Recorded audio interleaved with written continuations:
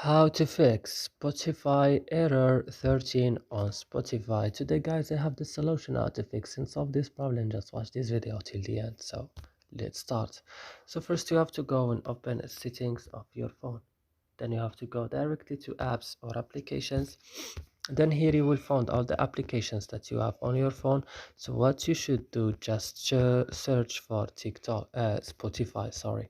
And when you found it, just open it like this and go to storage option and go to the last button, clear data, click OK, and go back and click on force stop and click OK. And the last thing is go into Play Store and updating your Spotify again.